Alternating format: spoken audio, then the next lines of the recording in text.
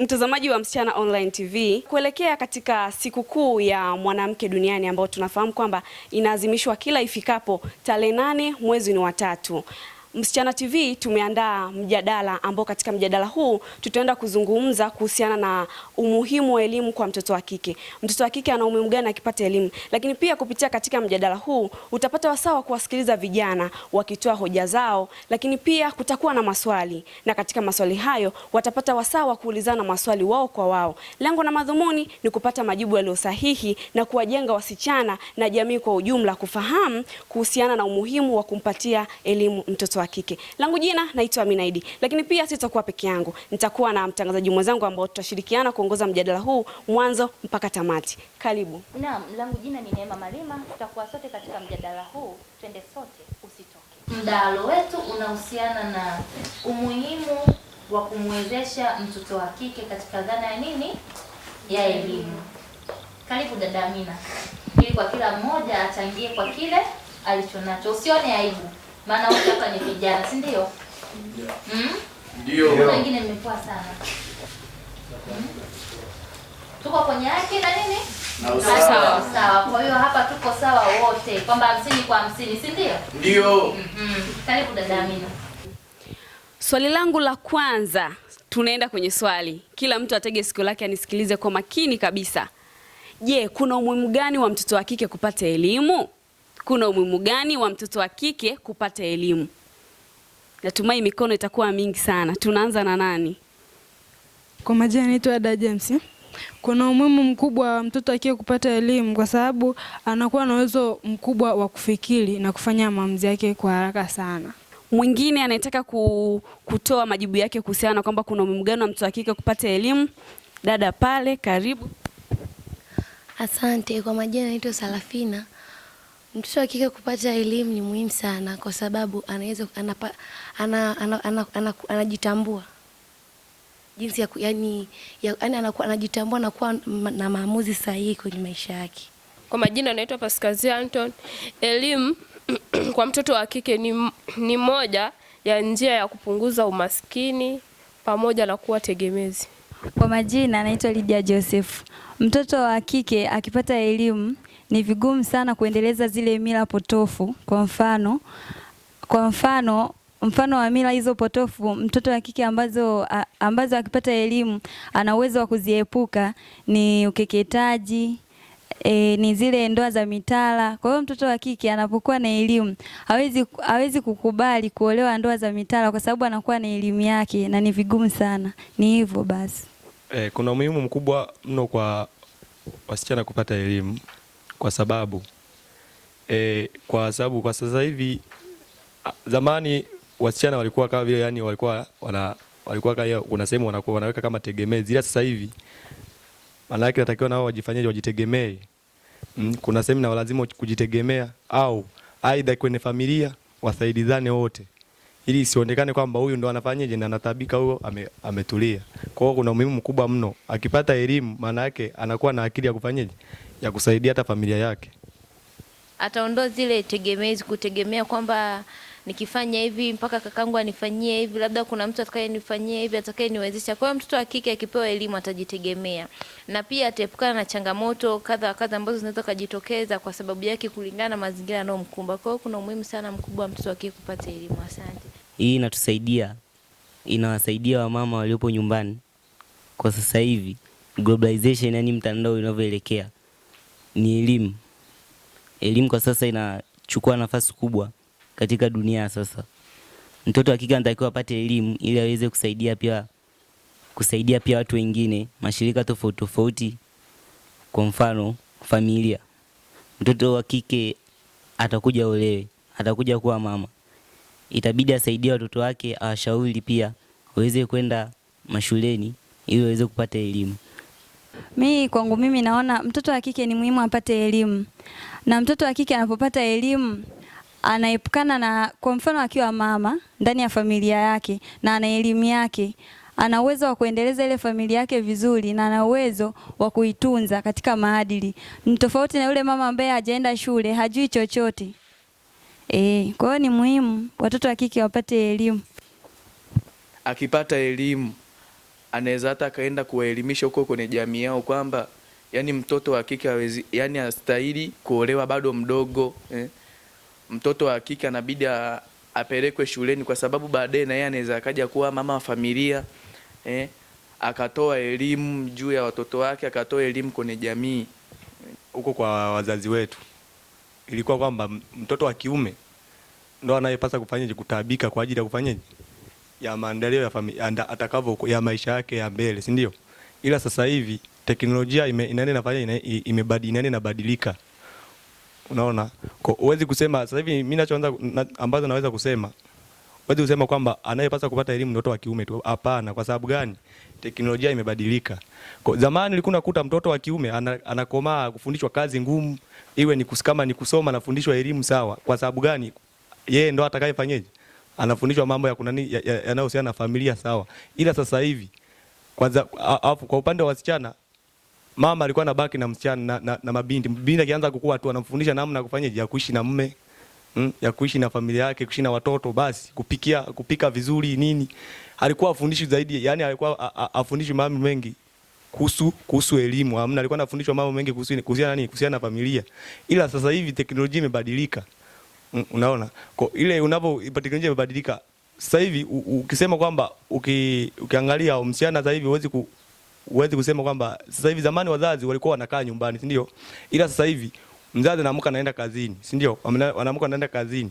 Sasa mtoto wa kike atabaki na nani pale nyumbani kusudi kupata yale maarifa ambayo yanahusiana nini na familia. Kwa ndio maana sasa hivi wakaona kuna umuhimu wa mtoto wa kike kupata elimu kuhusiana nini na yani kupata elimu kwa ajili ya maisha yake, hata yeye mwenyewe kuhusiana na familia. Kwa familia sasa hivi sio kwamba inahusiana mambo tu ya kupika tu, elimu inahitajika pia kwa watoto. Sasa atatoaje elimu kwa watoto? Atakuwa anafundisha naye kufanyaje? Kama ni kupika. Lakini sasa hivi akiwa na elimu na hata wafundisha watoto wake, yani atakuwa nawapa maarifa kuhusiana nini na elimu. Asante. Kwa kuongezea hapo, zamani waliamini kwamba mtoto wa kike akipelekwa shule hatofika mbali, hatofikia malengo, atabeba ujauzito, atakuwa ni mtu ambaye atabadilika tabia. Lakini hiyo ilikuwa ni zamani. Kwa sasa teknolojia imebadilika, kama alivyosema kaka Devi hapa kwamba teknolojia sasa ni tofauti na ile ya mwanzoni. Sasa hivi tunaona kwa watoto wa kike waliowezeshwa, tuna viongozi ambao ni wanawake. Hata rais wetu wa Jamhuri ya Muungano wa Tanzania ni mwanamke, na yeye aliwezeshwa na wazazi wake alipokuwa mdogo. Kwa hiyo ilikuwa ni zamani kwamba waliamini wazazi wetu kwamba akimpeleka mtoto wa kike shule hataweza kufikia malengo yake. Na hiyo zamani waliamini kwamba mtoto wa kike akibaki nyumbani atalelewa na atakuwa katika yale maadili ya kuolewa na atavikuta kila kitu. Lakini sasa hivi mambo yamebadilika, ni mjini. Hamna mashamba, sehemu ya kulima kwamba mtoto wa kike atabaki nyumbani alime. Hamna sehemu kwamba mtoto wa kike atakuwa ni mkatakuni, mfanyaje. Mbinu na teknolojia, hali ya hewa imebadilika kabisa, ni tofauti. Na ndio maana sasa hivi ni mtoto wa kike ni muhimu sana apelekwe shule ili kupata maarifa na uelewa zaidi namna ya kuishi na kucontrol maisha yake. Ndio maana leo hivi kuna viongozi, kuna walimu, kuna wafanyakazi ni wanawake ambao waliwezeshwa walipokuwa wadogo. Asanteni. Kwa mimi hapo nataka niongeze kitu kimoja. Kwanza kwa kabila la Wasukuma waliamini kitu kimoja, waliamini kwamba mtoto wa kike hampatie elimu kwa sababu zifuatazo. Kwanza, anapokuja kuolewa, akienda kwenye familia yake, kila kitu kitakuwa ni chakula wao, hatahusika kwa lolote ile kwa nyumbani. Kwa ndio maana wakati kumpatia elimu, kwa sababu walijua watenda wafaidishe wengine. Kwa walifanya hivyo kumwacha nyumbani akae ili wampe mafunzo ya nyumbani ili aelewe namna gani kule anachoenda kukifanya. Na lengo jingine ambazo walikuwa wakilenga hasa ni kwa ajili ya kupata zile mali. Zile mali zilizokuwa ukizipata ni kwa ajili ya kaka yake, ambapo kaka yake naye akitaka kuoa apeleke zile mali. Kwa waliona kama vile wakimpeleka shuleni ataenda afaidishe huko anakoenda na hata ufaidisha nyumbani hapa anapotoka. Kwa majina naitwa Christina Mika. Umuhimu wa mwanamke kupata elimu au mtoto wa kike, tunaona hapo, yani mtoto wa kike akipata elimu kwanza sio binafsi. Yani ni tofauti na zamani walikuwa wanasomeshwa watoto wa kiume ndio, lakini unaweza kukuta yani mwenye kazi pale, yani anategemewa sana baba, yani kiasi kwamba hata watoto wanaozaliwa yani hawajui hata maana ya elimu ni nini, yani baba yeye yuko bize na mambo yake. Lakini akiwezeshwa mtoto wa kike kupata elimu, ndio unaweza kaona anajua umuhimu wa ile elimu, analisisha na watoto wake. Ndio maana unakuta labda familia yani inaondokana kabisa na kwenye umaskini. Maana hata kwenye vifungu vya Biblia wanasema kwamba mtoto mpumbavu ni mzigo kwa mamae, lakini mwana mwenye hekima ni ufurahisha babaye. Kwa hiyo tunaona kwamba yani mtoto akiwa mpumbavu ni kwa sababu ya mama, lakini akiwa mwerevu ni kwa sababu ya baba. Hivyo kwa majina anaitwa Salafina. Anaweza kuwa kiongozi, anaweza kuwa yani anaweza kuendesha yani anaweza kufanya chochote tofauti na zamani. Zamani yani watoto wa kike walikuwa wanafanya tu kazi za nyumbani, tofauti na sasa hivi watoto wa kike unaweza kuta anaendesha bajaji hivyo yani. Kwa hiyo yani anajitambua ni nani, anakuepo na msimamo. Kwa majina anaitwa Pascal Anton. Umuhimu wa elimu kwa mtoto wa kike, kwanza huongeza idadi ya wanawake wenye kazi na mapato kwa jamii. Mfano, kwa tamaduni za zamani huwezi ukaona mwanamke ameongoza, lakini kwa sasa hivi tayari wanawake wameshapata elimu na wanaongoza. Mfano, Rais Samia ni mwanamke na anaongoza nchi, lakini kwa zamani mwanamke alikuwa hana uwezo huo. Lakini kitu kingine, mtoto wa kike akipatiwa elimu inaweza kuwa na faida kubwa. Kwanza anaweza yani inaweza kumpelekea ikamchelewesha kuolewa na pia kupata ujauzito. Lakini kwa zamani mtoto wa kike anapokaa nyumbani anakutana na changamoto nyingi, wengine wanabeba ujauzito na ndoa za mapema, ndoa za utotoni. Kwa majina naitwa Lydia Josefu. Umuhimu wa mtoto wa kike kupata elimu. Kitu kingine, mtoto wa kike anapopata elimu umpatia uwezo wa kutumia fursa zilizopo. Pia utengeneza fursa hizo kumletea maendeleo katika familia, pia katika hata jamii anayoishi. Ni tofauti na yule mtoto wa kike ambaye hajapata elimu. Kwa mfano, akiwa katika familia yake anaweza akalala njaa kwa sababu hana kitu chochote. Ana elimu ambayo imempatia fursa yoyote ambayo inaweza kulisha ile familia yake. Kwa hiyo tunapompatia mtoto wa kike elimu, anapata fursa ya kuleta maendeleo ambayo anaweza kujiajiri yeye mwenyewe, au ule uwezo alionao aliopata kule katika masomo yake anaweza kujiajiri au kuajiriwa. Umuhimu wa mtoto wa kike kupata elimu pia inamwezesha kutimiza ndoto zake. Tunaona zamani unaweza kukuta mama labda alikuwa anatamani awe mwalimu, aelimishe wengine, lakini alikuwa hajapewa fursa ya kwenda shule. Kwa hiyo anabaki tu kusema mimi natamani kuwa nesi, natamani kuwa mwalimu, lakini kwa kuwa hajapelekwa shule anakuwa hajatimiza ndoto yake. Kwa majina anaitwa God Bless Edward. Kwa mimi hoja yangu nilivyokuwa nazungumza, elimu ya sasa hivi na ya zamani zina utofauti mkubwa. Mtu wa zamani alikuwa na elimu kubwa kwa sababu yani kwa mfano akiishia la 7 alikuwa na uwezo mkubwa wa kufikiri, tofauti na wa sasa hivi. Yani wa sasa hivi hata akimaliza form 4 kama hajamaliza. Kwa pili, ningependa kufahamu kutoka kwao kwamba ni changamoto gani ambazo wamewahi kukutana nazo pengine zikawafanya wasiweze kufikia ndoto zao. Tunaamini kwamba kila mtu ana ndoto, na katika kufikia ndoto kuna vile vikwazo mbalimbali. Ndivyo au sivyo? Sasa mimi leo nataka kujua zile changamoto ambazo nyewe ziliwafanya pengine usiweze kufikia ndoto zako ni zipi? Mimi kwa naona ni hali dunia ya maisha. Yaani hali dunia ya maisha ni changamoto kubwa ambayo inamsababisha mtoto wa kike asifikie ndoto zake na malengo yake. Kwa mfano, nyumbani unakuwa hakuna kwa mfano fedha kwa ajili ya kukupatia mahitaji madogo ili uweze kusoma au uende shule. Sasa hiyo itapelekea kwamba watapewa ambao watoto wa kiume watapewa elimu ili wasome wenyewe, wewe usisomi kwa sababu ya hali dunia ya maisha. Ila ingekuwa kuna kipato kikubwa, labda na ungesoma kufikia ndoto zako. Kwa majina naitwa Amos Kazimiri.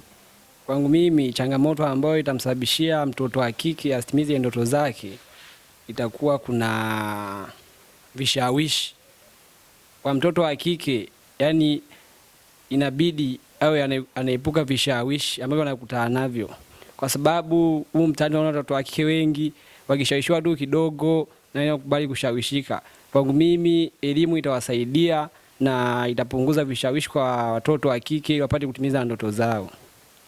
Kwa majina naitwa Emmanuel Petro. Changamoto ambazo zinamkuta mtoto wa kike ni pamoja na mila potofu. Hizo mila potofu zinamkandamiza asiweze kufikia ndoto zake. Kuna ndoa za utotoni penyewe zinamkandamiza ili asiweze kufikia ndoto yake. Kwa majina tena naitwa John. Kwenye changamoto za mtoto wa kike kupata elimu, mtoto wa kike akipata elimu lazima ajiamini, na asipopata elimu hatojiamini. Mfano, anaweza kawa ameitwa kwenye shirika fulani lolote lile, aende akajielezee. Kwa sababu ana elimu, haiwezi akajielezea na hatofika mbali. Ukiangalia kwamba changamoto ambazo anaweza kukutana nazo zikasababisha asifikie malengo yake. Sawa. Kwa mfano mtoto hakika amesomeshwa, amemaliza chuo. Akishamaliza chuo, amerudi nyumbani, si ndio? Okay, utaangalia sasa. Yeye kuna vitu sasa hivi kuna vitu mtandaoni, si ndio? Au anaweza kaangalia aidha anaweza kaangalia kitu namba moja kinachowasababisha watoto wa kike wanapoteza malengo yao au ndoto zao. Ni kitu kimoja kinaitwa tamaa. Tamaa inasababisha mtoto wa kike anapoteza nini? Anapoteza ndoto zake. Anaangalia fulani amevaeje, yukoje. Okay, fuatilia akija kufuatia njia hizo, tumia yule rafiki yake. Anakuta ni njia ambazo zinasababisha yeye ataziona ni njia sahihi, ila ni njia ambazo zinasababisha yeye afanyeje? Apoteze malengo yake au ndoto zake.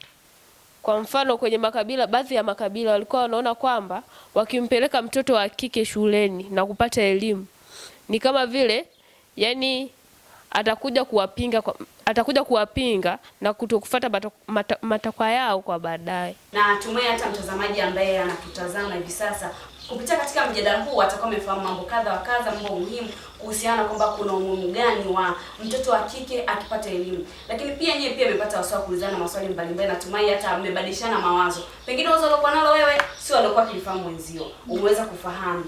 Kabla tujamaliza kipindi, ningependa kwamba kufahamu kwamba nini sasa kifanyike ili jamii waweze kufahamu umuhimu wa mtoto wa kike akipata elimu.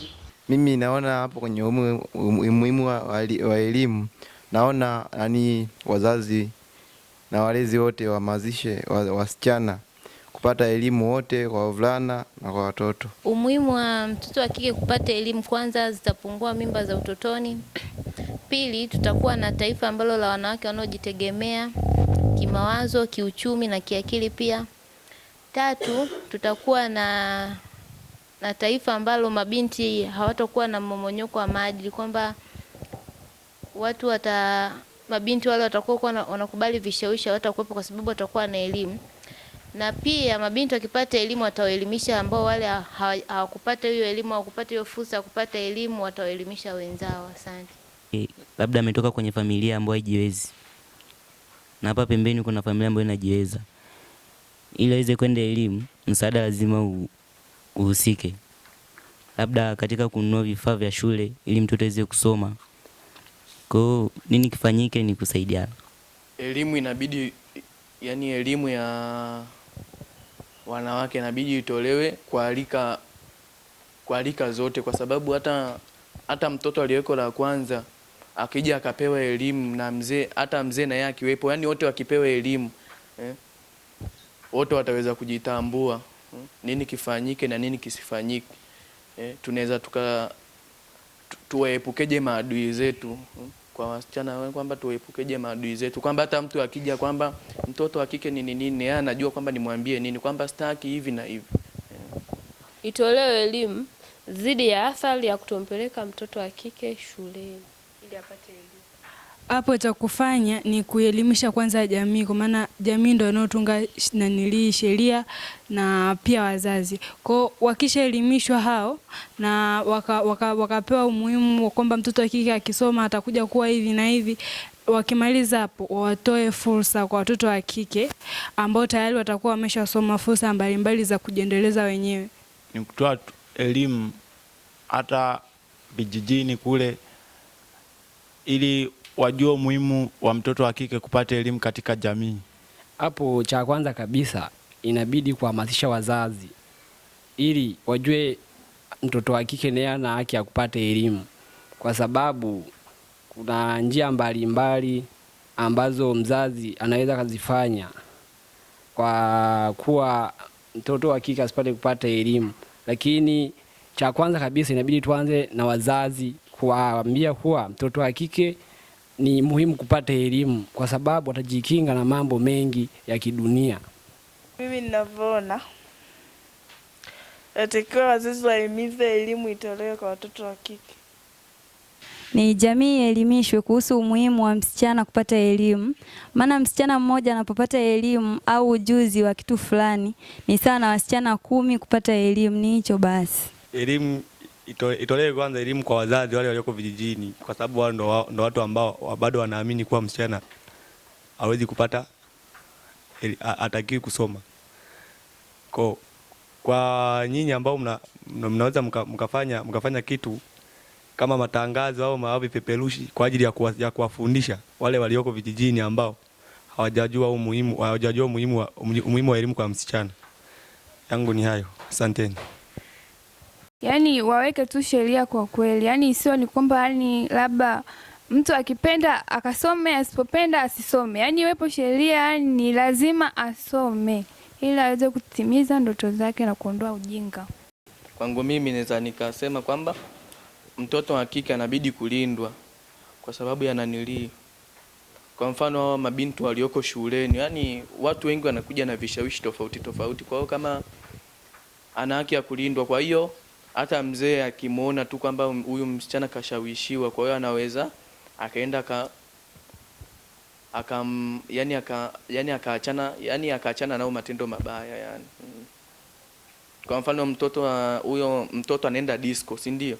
Kwa hiyo mzee hata akimuona anamwambia hivi, jamani, kwenda disco ni vibaya kwa mtoto, kaa usome, kwa ndio hivyo.